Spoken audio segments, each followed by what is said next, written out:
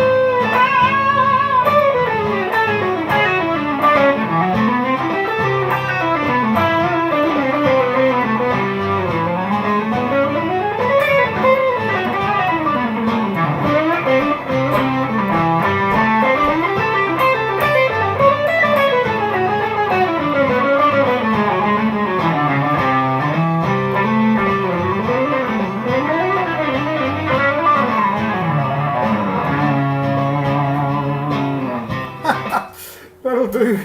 There was some good stuff in there and there was a little bit of... But anyway, the first approach I want to talk about is looking at the two chords. They are found in 4 keys. Cmaj7 can be found in the key of C and the key of G. Amaj7 can be found in the key of A and the key of E. Now, the thing that's going to make your melody sound extreme or a little bit more, I suppose, together is which keys you choose. They're all correct, depending on the melody. One thing I often say to soloists is if there's a singer who's already singing a melody, that will decide the mode or the key for you. In this case, let's take a very simple pentatonic approach. Cmaj7, Amaj7, they're major chords. We can use standard major pentatonics. Let's just very simply build up on that.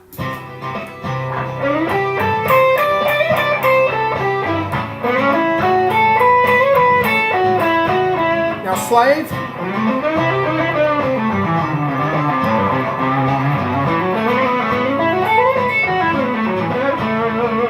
Now that's, for those who don't know, when you use a major pentatonic, you can slide 3 frets down and use the minor shape as what I call a slave shape by choosing a different note to start on.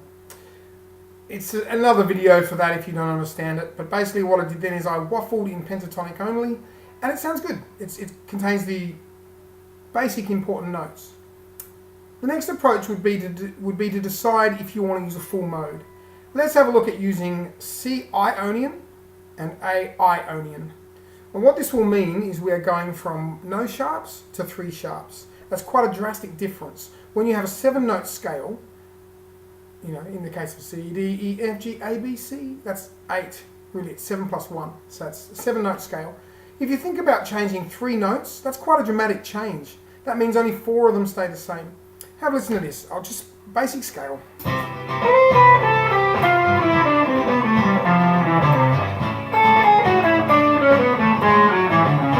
Now I can do that.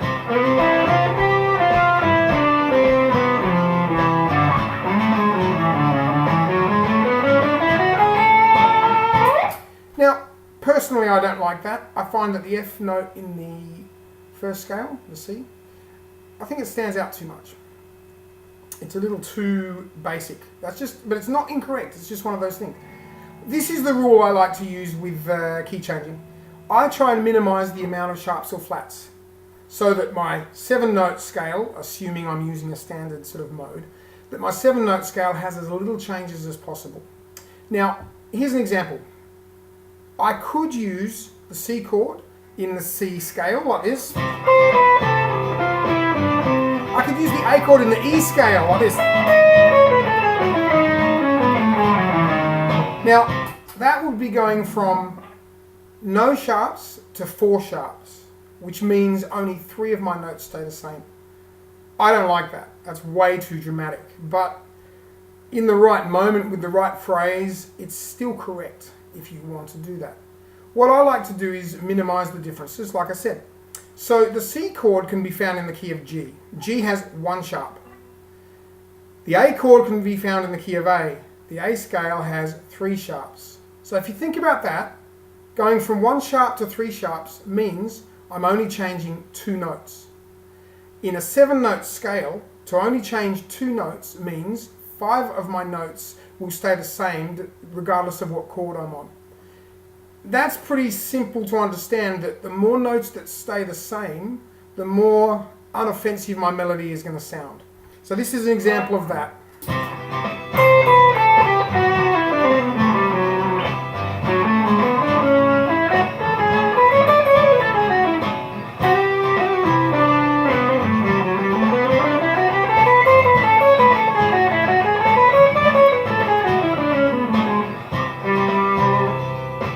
That's the way I like to play when I change chords that involve key changes.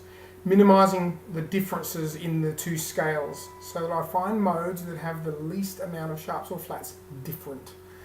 The next approach would be to grab notes that are common to both chords. In this case, it's only the E note. In the C major 7, there's an E note. In the A major 7, there's an E note. So I'll make some phrases up with those 2 scales I said before, but I will focus a lot on the E. And you have to listen to this. That might sound a bit weird phrase there.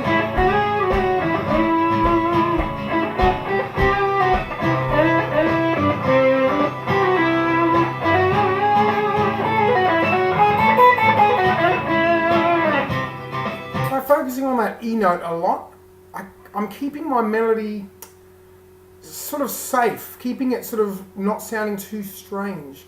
The opposite of that would be to grab notes that are, I would call, adjacent. 2 notes change dramatically with the keys that I've chosen. The C note and the G note. So the C note has to become C sharp. And the G has to become G sharp.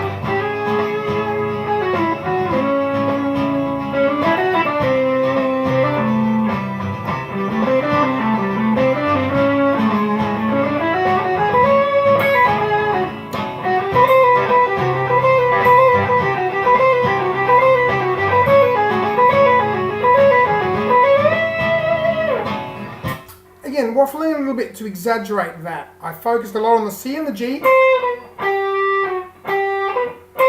Then,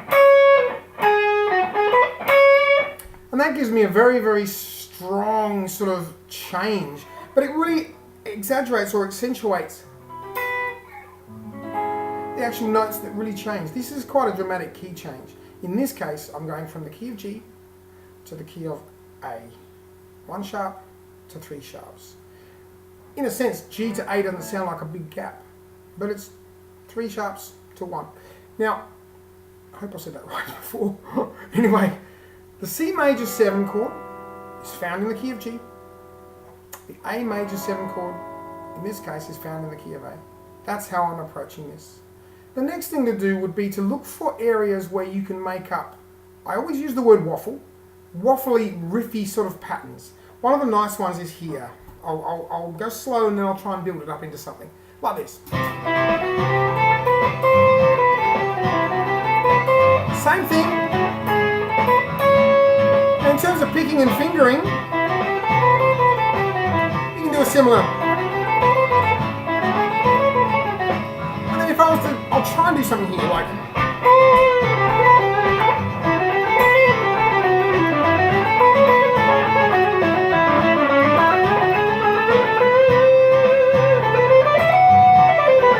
There's one as well. Those sort of things. So like, and then like build it. So if I was to be a bit more melodic,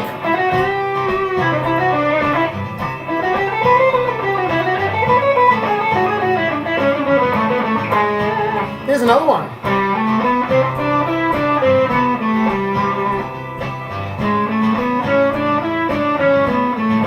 So if I was to kind of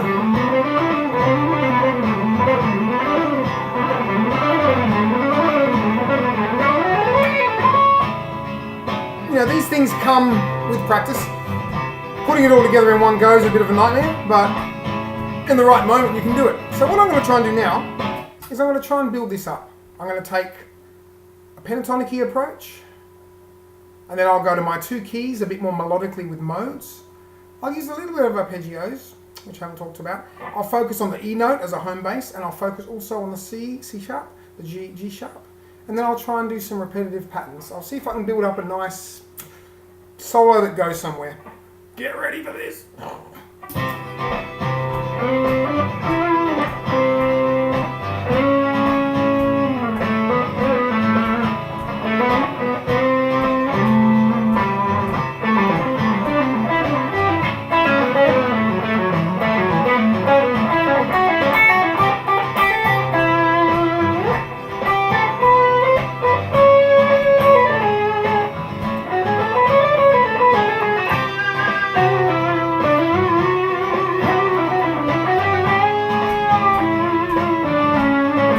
E.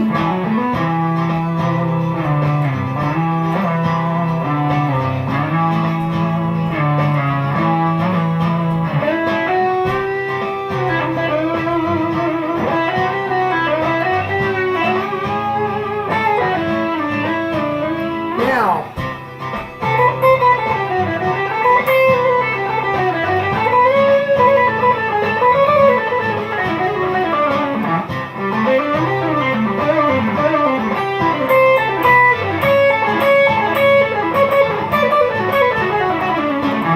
whatever.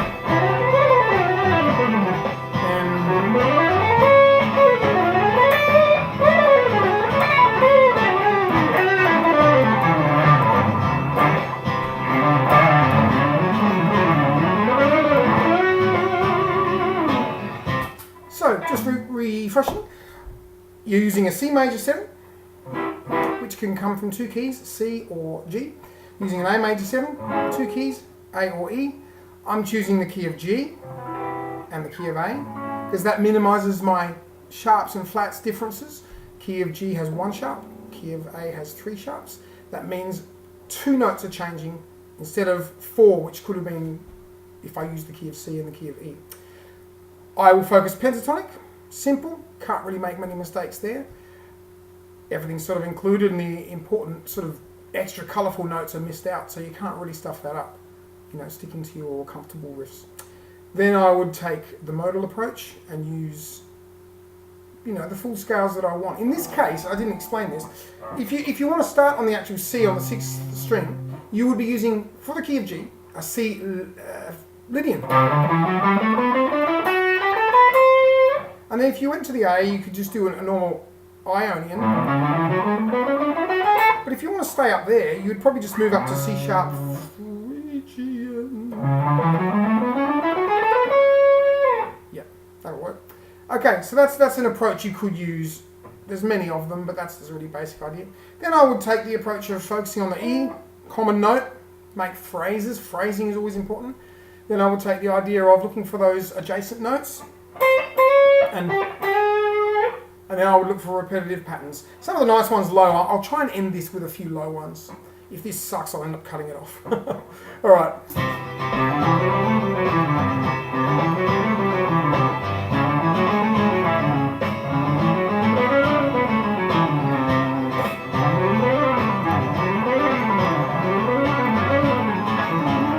Ooh, nearly.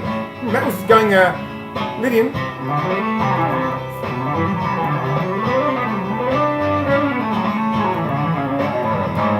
That's quite kind of cool. Then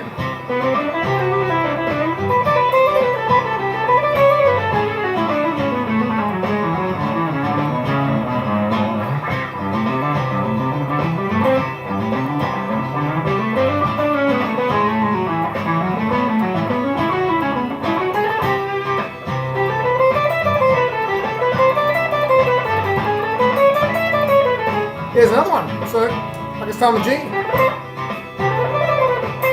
Sort of thing.